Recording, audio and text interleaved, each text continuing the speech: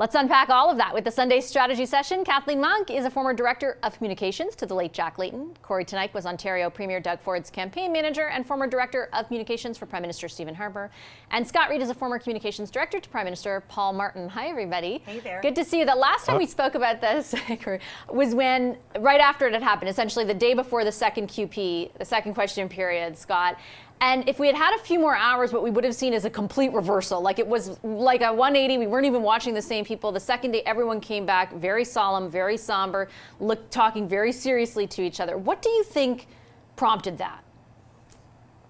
A recognition of political self-interest. I thought it was very interesting, particularly from the Conservatives, without giving any quarter, without backing down or apologizing or acknowledging any transgression. They worked really hard to shift the conversation away from House Speaker Greg Fergus and decorum in the House of Commons to the issue of decrim.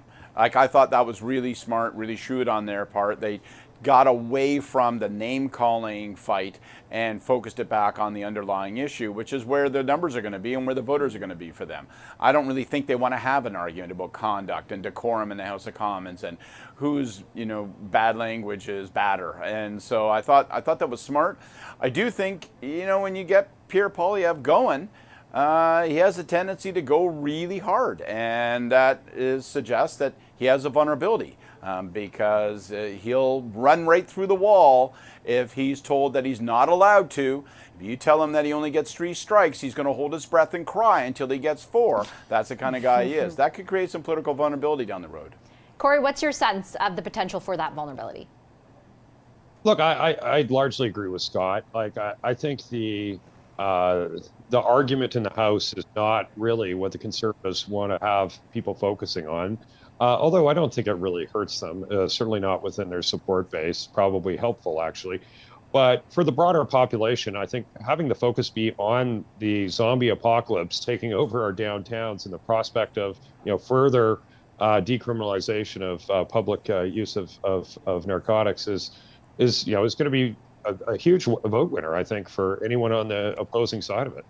I think both Scott and Kory are essentially driving at the same thing, which is that thing happened, and then everybody realized there's no real, on the Conservative side in particular, there's no political utility in this, whereas a focus on the debate over drug policy perhaps serves more of a political purpose for them. Yeah, but I also think what gets lost in it, and you've spoken about this before, is just the idea that this is a life and death issue, right? We know that hundreds, thousands of Canadians are dying as a result of the opioid crisis, and frankly, it is something that needs serious policy, not political opportunism. And that's what we're seeing, I think, on behalf of the Conservatives, because they're essentially trying to pull out the Nancy Reagan playbook of the 1980s and on the war on drugs. And I don't think that's going to work in this situation. In fact, it's been proven to be a naive policy, and it didn't work in the 80s, and it's not going to work now. This is not what the policy issue needs, is to drive kind of up these political tensions.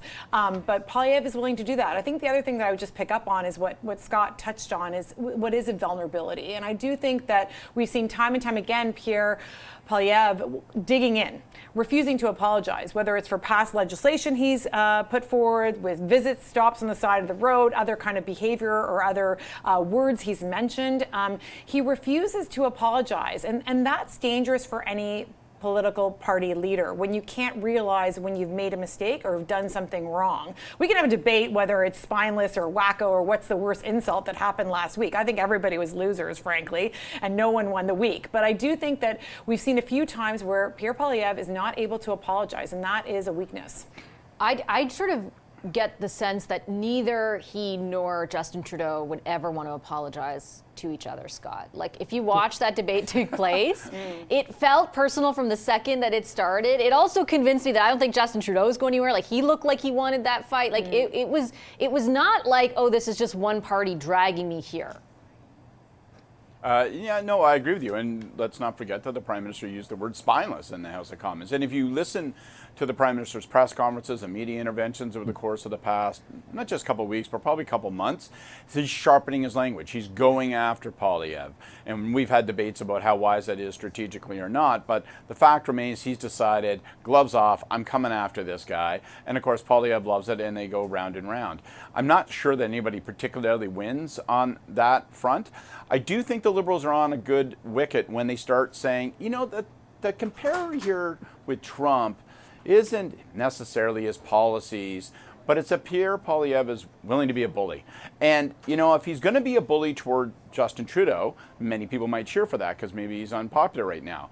The question that remains is, will he be a bully toward you? And if he's a prime minister, will he be bullying the public? That's the idea they're trying to plant in people's minds. And I think Pierre Poilievre helps them an awful lot. What do you think about that, Kory? Is he handing them material, or do you think the Conservatives are ready for that? Because I don't think it, I mean, you're all very, very smart, but I don't think it takes a genius to know the Liberals are going to try to frame Poilievre as someone Canadians should be afraid of. Yeah, I think they've missed their window to convince Canadians of that argument. You know, if I think it would have been a good strategy for them to employ shortly after his leadership by running ads introducing him to the Canadian population, but they did not do that. And Poilievre has been able to present himself and his agenda on his own terms and in a way that's far more favorable. And you know, first impressions are lasting impressions. So, like, I think he's done well on that front. I do agree with Scott, though, that, and we've talked about this before, that having the leader of your party throw the hardest punches, to use the sharpest words against an opponent, is a double-edged sword, because it does make you less likable. So, you know, look, overall, I don't think it really matters a ton, you know, in this one particular instance. But over time, I do think you want to be careful to have the sunnier messages coming from the leader for the most part. You know, it's so interesting, and Kory's right. We've talked about that before. Both, you know, all three of you have said that's probably a good idea. In both the case of Justin Trudeau and Pierre Poilievre, even though Mark Miller looks to be the person that they've appointed to do that, Andrew Scheer looks to be they both can't help it. They cannot help themselves. And I agree with my colleagues that you don't want your star center to be going into the corners and getting in all those fights, because you don't want to lead your team that way. You don't want to lead your team from the penalty box. But the interesting thing here is that both leaders use their time in the penalty box, or particularly Mr. Poilievre, to fundraise off of. And they did a good job of that this past week. And so even though they're kind of, you know, $10 million they raised in the quarter. Yeah, they're still able to raise the money, you know, and so that's the thing. But there are other comments this week by Mr. Poilievre, including comments about using the notwithstanding clause, that are very dangerous. And when they're coupled with this kind of the antics you saw in the House, his inability to apologize, and his ability to say he will use laws to his own design, they could be scary for Canadians watching.